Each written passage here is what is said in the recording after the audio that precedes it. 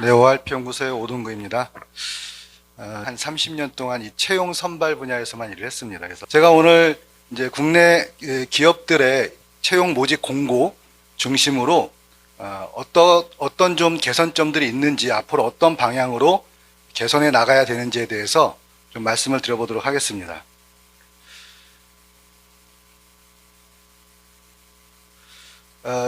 이제 채용과 모집에 대해서 우선 조금 설명을 드리도록 하겠고요. 그리고 효과적으로 모집을 하려면 어떻게 해야 되는가, 그 방법에 대해서도, 그리고 시사점과 재원에 대해서 말씀드리도록 하겠습니다.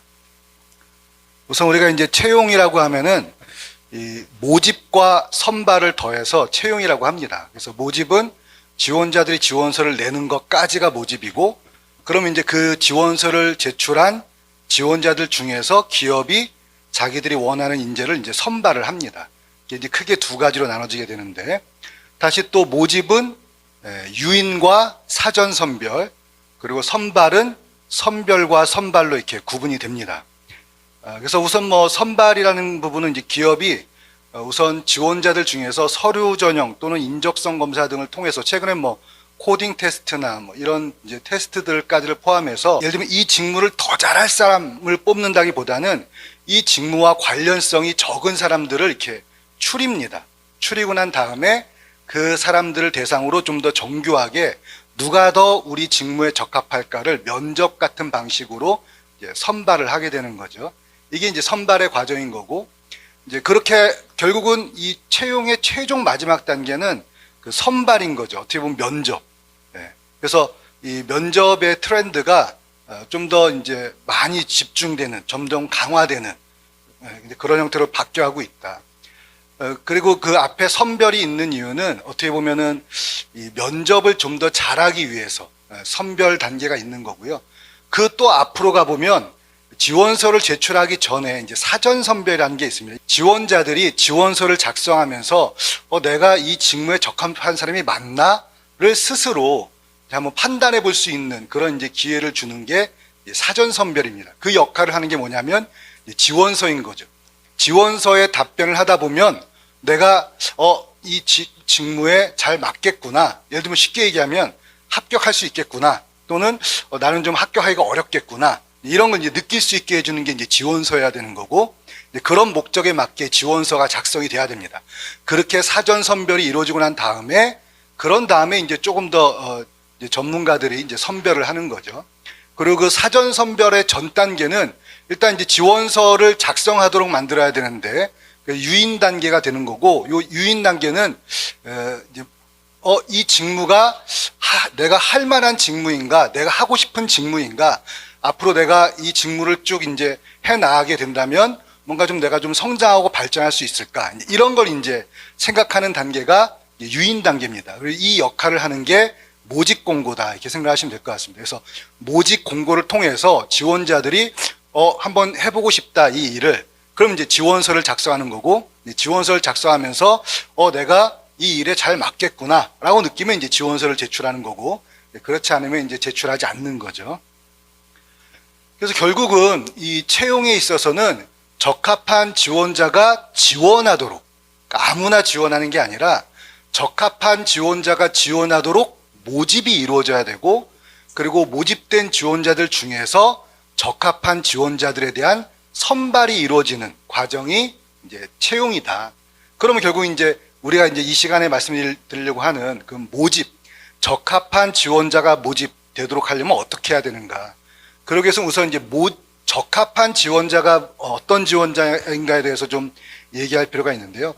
기업에서 말하는 적합한 지원자는 두 가지입니다. 직무 요건과 조직 요건, 이 두 가지인 거죠. 예를 들면 직무 요건이라는 것은 그 일을 잘할 수 있는 사람인 거죠. 그런데 이제 한번 생각해 보시면 그 일을 잘할 수 있는 사람은 아무나 우리 회사에 들어올 수 있나? 근데 그건 아니라는 겁니다. 우리 조직의 또 요건에 맞아야 우리 조직 같이 일할 수 있는 거지 않습니까? 능력 있으면 아무나 들어왔다 나갈 수 있는 게 이제 회사는 아니니까, 기업은 아니니까, 그런 의미에서 조직 요건과 이 직무 요건, 이 두 가지가 잘 맞는 사람을 적합한 지원자라고 하고, 그러면 이 두 요건이 무엇하고 맞는가를 보면 지원자의 측면에서의 능력, 뭐 우리가 흔히 얘기하는 지식이나 기술 이런 것들이 되겠고, 그 다음에 경험이나 경력, 그리고 그 사람이 가지고 있는 인성적인 측면, 이렇게 이 세 가지가 우리 조직의 직무 요건, 조직 요건에 맞는가가 이제 중요하다. 그걸 우리가 얘기하는 적합성의 요건이라고 얘기를 합니다. 그러면 이런 적합한 지원자들이 잘 모집되고 채용되도록 하려면 어떻게 해야 되는가? 이거는 이제 유명한 심리학, 산업심리학에서 말하는 채용 의사결정의 어떻게 보면 이제 그 함수라고 얘기할 수 있는데요. 예를 들면 사람들마다 그 직무, 조직, 이제 적합성을 두 가지로 봐야 된다고 했으니까요.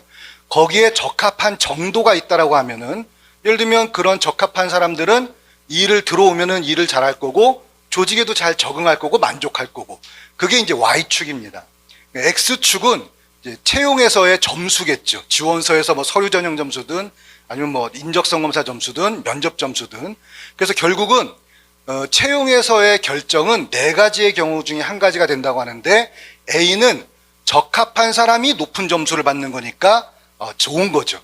그 다음에 B는 적합하지 않은 사람이 낮은 점수를 받는 거고 결국은 탈락하는 겁니다. 이건 좋은 걸까요? 나쁜 걸까요? 좋은 겁니다. 우리가 떨어지는 사람들이 있다는 것에 대해서 그게 좋은 걸까? 이렇게 생각할 수 있지만, 사실은 그 사람이 당장에는 이 회사에 들어가고 싶고 저 회사에 들어가고 싶고 떨어지면 되게 안타깝고 그러겠지만, 사실 그 사람도 들어갔으면, 그 회사에 들어가서 그 일을 하면 사실 거기서 기여를 한다거나 성장하지 못했을 거라는 거기 때문에 그 사람의 입장에서도 그거는 바람직한 거죠. 그래서 A하고 B를 잘된 의사결정이라 그러고, C는 채용에서는 높은 점수를 받았는데 들어가서 일을 하는데 일에 잘 안 맞고 조직에도 잘 적응 못하고, 그 다음에 이제 D는 사실은 퍼포먼스도 좋고 잘했을 사람인데 채용에서 이제 탈락하는 거니까 아쉬운 경우겠죠. 아마 이제 여러분들께서 C는 주로 스펙은 좋은데 적합하지 않은 사람, D는 스펙은 안 좋지만 사실은 적합할 수 있었던 사람, 이렇게 이제 생각하실 수 있을 것 같습니다. 여하튼 간에 기업에서의 채용의 목적은 어떻게 하면은 A, B의 비율을 늘리고 C, D의 비율을 줄일 것이냐가 채용의 이제 목표고요. 그러기 위해서 사실 출발점은 우리 회사에서의 A, B의 비율은 몇 퍼센트고 C, D의 비율이 몇 퍼센트인가 사실 알아야 됩니다. 그러니까 인사 담당자들이 그런 연구를 해야 되는 거예요. 그냥 채용하고 끝났으면 이제 그걸로 합격자 발표하고 끝나는 것이 아니라 잘 추적해서 조기 퇴사하는 사람들은 얼마나 있고, 또 퍼포먼스 그 이후에 뭐 교육 성적이든 아니면 팀 내에서 내고 있는 퍼포먼스든 재직 기간이든 이런 것들을 잘 계속 추적하면서 이 A, B, C, D, A, B의 비율을 늘리고 C, D의 비율을 줄이기 위해서 노력해야 되는데요. 그것과 관련해서 모집이 거기에 도움되게 하려면 어떻게 해야 되냐면, 모집에 두 가지 전략이 있는데요. 아주 단순합니다. 첫 번째는 기본적으로 잘 적합할 수 있는 사람들이 지원하게 만드는 거죠. 그러면 당연히 저 타원이 왼쪽에 보시는 것처럼 위로 올라갑니다. 타원이 위로 올라가는 거예요. 그 조직에 아무나 지원하는 것이 아니라 좀 더 적합할 수 있는 사람들이 지원하게 만들면, 그러면 타원은 위로 올라간다, 이렇게 생각하시면 되겠고, 그 얘기는 뭐냐면, 사실은 뭐 앞서서 말씀 많이 하셨던 것처럼 모집 과정에서 그냥 아무나 오세요. 이제 조금 이따 우리나라 그 기업들의 모집 공고를 좀 보여드릴 텐데, 대체 어떤 사람이 지원해야 되는지 모르겠는 모집 공고들이 많습니다. 모집 공고를 명확하게 해서 이런 사람이 지원해 주세요. 또 어떻게 보면 더 나아가서 좀 더 적극적으로 그런 사람들이 많이 있는 곳에 적극적으로 홍보 활동도 하고 하는 그런 이제 노력이 왼쪽과 같은 경우인 거고요.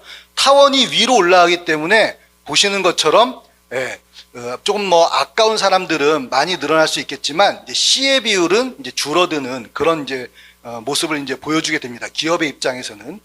두 번째는 오른쪽으로 합격점을 이동시키는 전략이다. 그 얘기는 뭐냐면, 좀 더 많은 사람들이 면접을 볼 수 있는 기회를 주는 거예요. 어떻게 할 때 저 합격점이 우측으로 이동하지? 동일한 조건에서 제일 쉬운 게 수능 시험 점수 생각하시면 됩니다. 어느 학과가 경쟁률이 높아지면 똑같은 조건에서 합격 커트라인이 올라가죠. 그런 것처럼 한 회사가 좀 더 많은 사람들을 대상으로 면접을 하게 되면 합격점이 우측으로 이동합니다. 좀 더 많은 사람들에게 기회를 줄수록 그 회사의 합격점은 우측으로 이동하고, 또 그러면 보시는 것처럼 선발된 사람들 중에서 A의 비율은 늘어나고 이제 C의 비율은 줄어드는 그런 효과가 있는 거죠. 사실 이제 이 전략 외에 선발해서 그러면 너무 아까운 D가 늘어나는 이런 이제 문제는 어떻게 해결할 거냐의 측면에서 그 역할은 모집 단계는 못합니다. 모집 단계에서는 우리가 그렇다라고 자기가 자질이 있는데 지원 못하게 할 수 없기 때문에 모집 단계에서는 좀 더 적합한 사람들이 많이 지원해서 좀 더 많은 기회를 가질 수 있도록 해주는 것, 그리고 선발 단계에서 저 타원을 좀 더 평평하게 만드는, 지금 뒷부분이 이렇게 불룩하니까 이제 많이 떨어지게 되는데 좀 더 저 타원이 점점 직선에 가까워지도록 만드는 전략이 우리가 이제 선발 전략이라고 얘기하는데, 그건 뭐 오늘 다루려는 얘기는 아니니까요. 그래서 보시는 것처럼 우리가 이제 모집 단계에서 좀 더 우리가 적합한 사람이 많이 지원할 수 있도록 하려면 어떻게 해야 될까라고 얘기한다면, 직무 기술서에 기반해서 구체적으로 어떤 일을 하는지를 알려줘야 되고, 그리고 이제 직무 수행에 꼭 필요한, 저희는 그걸 머스트 해브 요건이라고 하는데, 머스트 해브 중심으로 직무 수행에 필요한 요건들을 제시하고, 그리고 직무 수행에 영향을 미칠 수 있는 중요한 정보들, 근무 환경이라든지 근무지라든지 기타, 또 그냥 이 포털 사이트에 공고 내는 걸로 끝나는 게 아니라 좀 더 그런 사람들이 잘 지원할 수 있도록 적극적으로 이제 모집을 해야 된다는 거죠. 그냥 수동적인 모집이 아니라. 그래서 이런 것들이 갖춰질 때 적합한 지원자가, 적합한 사람이 많이 지원할 수 있게 되는데, 이것을 이제 현실적 직무 소개라고 합니다. 구체적인 거 없이 우리 회사가 좋은 회사니까 많이 오세요 라고 하는 것이 이제 일반적인 직무 소개라면, 현실적인 직무 소개는 우리 회사의 직무, 그리고 우리 조직에서의 여러 가지 제도들이나 상황들, 이런 것들에 대해서 가감 없이 좀 더 긍정적인 측면들뿐 아니라 부정적인 측면들까지 균형 있게 정보를 제공해서 정말 지원자들이 내가 그렇다면 이런 회사에서 일을 할 수 있을지, 정말 나하고 맞는지를 고민해보고 들어올 수 있게, 그렇게 할 수 있는 게 현실적인 직무 소개다. 좀 더 구체적으로 제공되는 정보들은 보시는 것처럼 직무 수행에 대해서 해당 직무에 대한 구체적인 업무 내용들, 그리고 직무 수행에 필요한 자질이나 자격 요건들, 또 커뮤니케이션의 대상이나 내용들, 기타 이 직무를 수행하면 내가 어떤 앞으로의 기회들이 있고 또 어떻게 성장할 수 있는지, 기타 그 외에 업무 수행 과정에서의 좀 어려움들, 만족스러운 부분도 있을 수 있고 이제 불만족스러운 부분도 있을 수 있고 하는 이런 정보들을 제공하고요. 그리고 이런 것들을 글로만 제공하는 게 아니라, 최근에 보시면 이제 대기업들 중심으로 현직자들이 자기가 겪은 경험들을 중심으로 이제 소개하는 이제 그런 이제 부분들을 보실 수 있을 것 같습니다.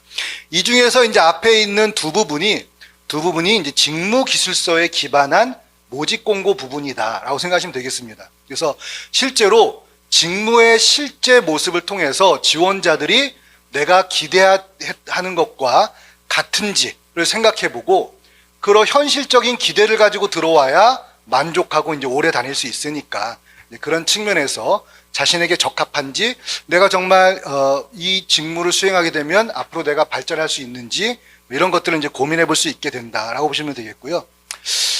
그러기 위해서 이제 직무기술서에 기반한 모집이 돼야 되는데, 최근에 이 현업의 팀장님들에게 하는 교육이 단순히 옛날 같은 경우에는 면접 매너, 왜냐하면 책 잡히지 않아야 되니까요. 그 다음에 면접에서의 질문하는 법, 이런 걸 이제 가르치는 이제 단계가 됐다면, 지금은 직무기술서를 작성해서 그걸 모집 공고로 만드는 법, 그리고 직무기술서를 작성해서 그걸 토대로 면접에서 무엇을 평가할지, 그걸 평가하기 위해서 어떤 질문을 하고 어떤 기준으로 평가할지까지를 이제 훈련시키는 단계까지 가고 있습니다. 그래서 보시는 것처럼 직무기술서는 이제 쉽습니다. 직무기술서를 우리가 옛날처럼 매년 만드는 건 아니고 채용이 필요할 때 만들면 된다. 그리고 이제 한번 만들면 다음 연도에는 그 직무기술서를 이용해서 바뀐 것만 수정하면 되거든요. 직무기술서가 인기가 떨어지게 된 계기가 직무가 빨리 변한다는 거예요.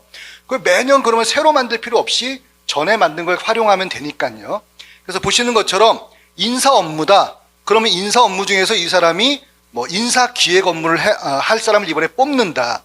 그러면 인사 기획 업무는 어떤 일을 하는 건지를 조금 더 구체적으로 적습니다. 대개인 세밀한 얘기를 하자면 이런 걸 적을 때 어떻게 적어야 되는가에 대한 원칙도 있겠습니다만, 그런 다음에 이 직무를 수행하는 데 필요한 지식이나 기술 또는 경험 또는 기타 이제 인적인 속성 이런 것들이 이제 적게 하는 거죠.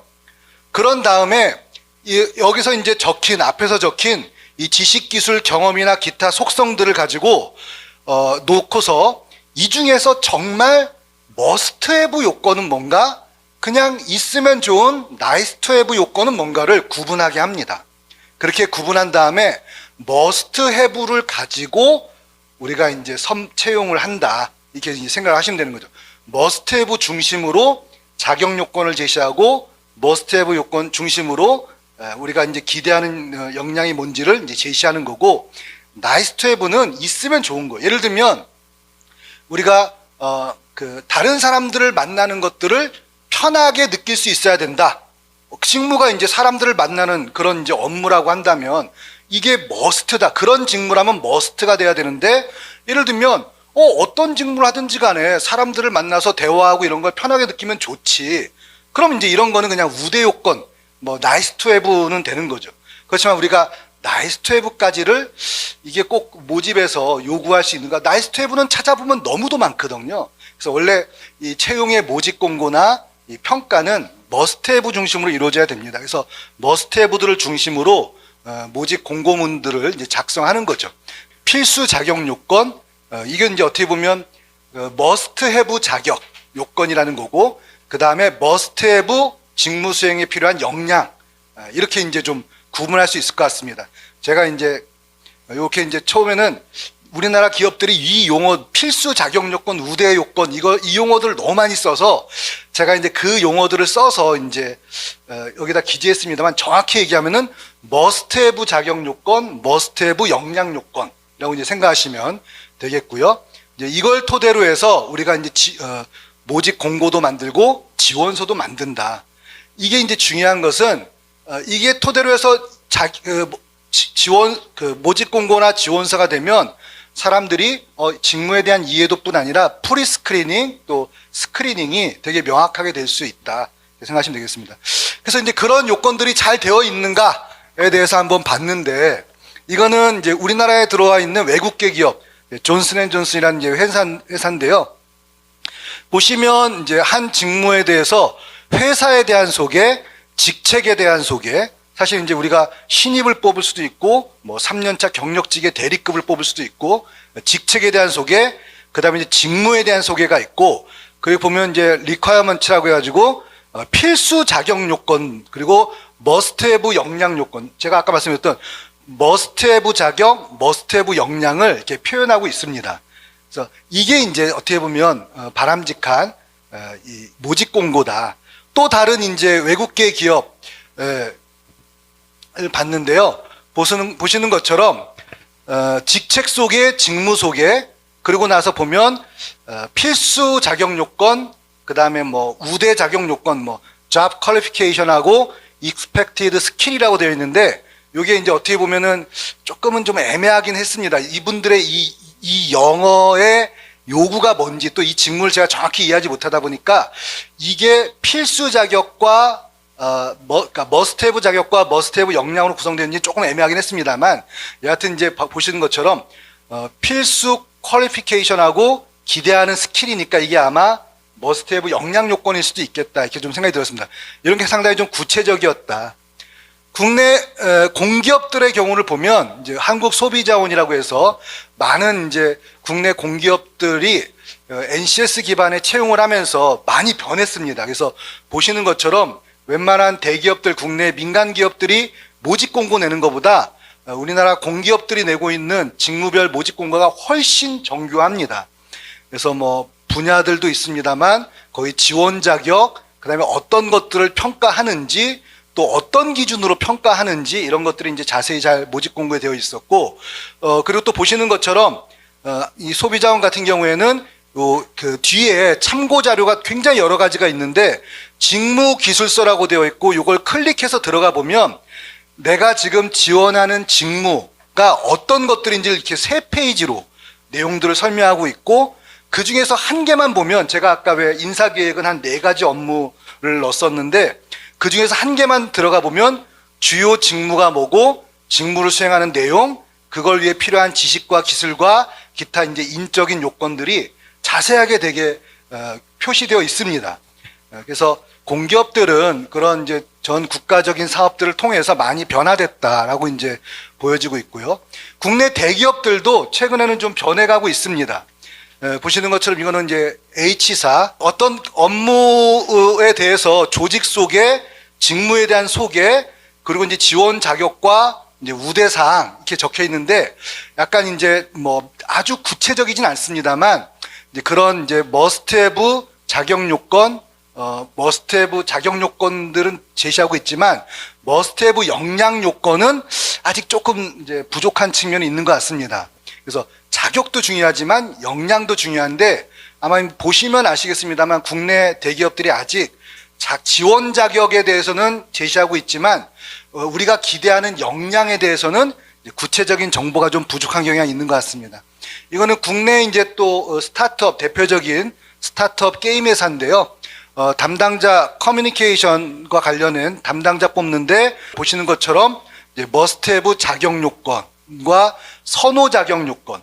그러니까 사실은 이제 머스트헤브 자격 요건은 이게 없으면 떨어진다라는 개념인 거고, 우대사항이라고 말하는 것은 있으면 더 좋겠다라는 그런 의미인 거죠. 사실 그래서 여기서 지원 자격이라는 표현도 있습니다만 국내 대기업들이 아직도 지원 자격만 얘기하고 있고, 우리가 원하는 인재상이 어떤 것인지를 명확하게 이제 제시하고 있지는 않다. 근데 직무에서 요구하는 인재상을 정하려면 직무기술서를 작성해야 되는데 아직 이제 그런 부분들이 부족한 부분은 있는 것 같습니다. 물론 이제 앞선 경우에는 이제 변해가고 있는 중이다라고 말씀드릴 수 있을 것 같고요. 그런데 이제 그에 비해서 또 일부 기업들은 보시는 것처럼 요게 이 회사에, 예를 들면 제가 요 오른쪽에 보이시는 거는 영업, 생산, R&D에 한 8개 직무가 딱 요걸로 모집 공고가 끝입니다. 더 이상의 정보가 없는 거죠. 그럼 어떤 사람이 지원해야 될까? 여기서 보시는 것처럼 R&D에는 전공도 같고 보면은 우대하는 것도 다 똑같고, 그럼 대체 나는 어디에 더 잘 맞을까를 고민할 수가 없는 거죠. 그리고 이제 요 왼쪽은 좀 더 적극적으로 모집하기 위해서 교육 담당자를 채용한다라는 공고를 냈는데, 업무가 교육 기획. 그럼 대체 어떤 교육을 내가 기획해야 되는지, 영업사원 교육인지, 생산 관련된 그런 뭐 기술 교육인지, 아니면 무슨 리더십 교육인지, 내가 교육 기획하는 건 뭔지, 이게 이제 없는 거죠. 내용이 구체적이지 않고 자격 요건도 상당히 좀 모호한 경향이 있습니다. 여기 보시면 또 직무에 대해서 아예 그냥 건설 쪽의 모집인데 전공 무관이고 요건도 없어요. 그러니까 우리는 그냥 건설 쪽에 직원을 모집한다, 이거밖에 없는 거죠. 그래서 바람직하지 않은 모습이지 않나. 이건 이제 국내 S은행에서 이제 모집한다라고 이제 모집 공고를 냈는데 페이지는 되게 많았는데 결국 그 안에서 자격 요건은 이거 보면 뭐 아무나 다 지원할 수 있습니다. 여기 계신 분들 다 지원하실 수 있어요. 학력 연령 제한 없다. 대한민국 남성인 경우는 군필이거나 면제면 된다. 그 다음에 해외여행 결격 사유가 없으면 된다. 외국인일 경우라면 뭐 한국 취업에 결격 사유가 없으면 된다. 지원 자격이 여기 계신 분들이 다 됩니다. 그 다음에 이제 우대사항은 특별히 뭐 우대사항인 거니까 내가 없어도 상관없는 거니까 이 회사의 요 직무에 다 지원해도 된다. 그럼 어떤 사람이 여기서 그 점수를 받는지가 없는 거죠. 그런 정보들이 없다 보니까 상당히 좀 모호한 그런 이제 모집입니다. 중견 기업들의 경우도 이제 보면 이제 K-투어, 뭐 제약회사, 뭐 또 회사들인데 여기 보시면 뭐 다 마찬가지입니다. 모집 직무 자격 요건 필요 역량이라고 되어 있는데, 일단 직무가 무엇을 하는지가 명확하지 않고, 자격은 뭐 적으면 좋죠. 지원 자격이 뭐 적으면 뭐 좋을 수 있는데, 요구되는 역량이 되게 모호하다. 저기 보시면 이제 제가 이걸 다 일일이 말씀드릴 수는 없습니다만, 전체적으로 요 보시면 이제 K제약의 경우에 약국 사업이고, 경력 신입 다 되고, 그 다음에 약국 관련된 그 해외 영업 경력자는 2년 이상. 하여튼 이게 어떤 사람, 어떤 일을 하고 어떤 사람을 원하는지가 굉장히 모호하다.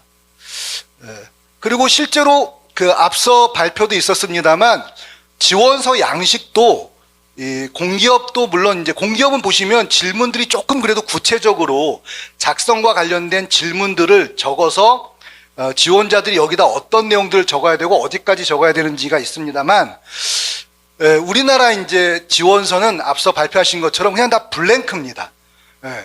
정말 그 글자가 몇 개 없는 다 블랭크로 되어 있다. 지원서 온라인 양식도 앞서 보여주신 것처럼 각 이제 취업 관련된 그런 그 회사들이 채용 관련된 회사들이 제공하는 양식들을 그대로 쓰다 보니까 그 회사의 특징들이 없고 구체적으로 그 회사 또 직무들에서 요구하는 것들에 대한 정보들이 너무 부족한 그런 형태인 거죠. 그래서 제가 이제 드리고 싶은 이제 제언은, 일단 이제 그 이 모집 공고들을 봤을 때 모집 공고에서의 직무 소개가 너무 불친절하다. 그래서 이것만 가지고는 지원자들이 직무에 대한 현실적인 기대를 할 수 없고, 그로 인해서 조기 퇴사의 가능성도 높을 수 있겠다. 두 번째는 자격 요건이 불명확하다. 그래서 내가 이 직무에 적합한지 이런 정보들이 이제 없다 보니까 자기가 적합한 사람인지 판단이 이제 안 되고, 그리고 내가 뭘 준비해야 되는지도 구체적으로 파악하기가 어렵다라는 측면인 거죠.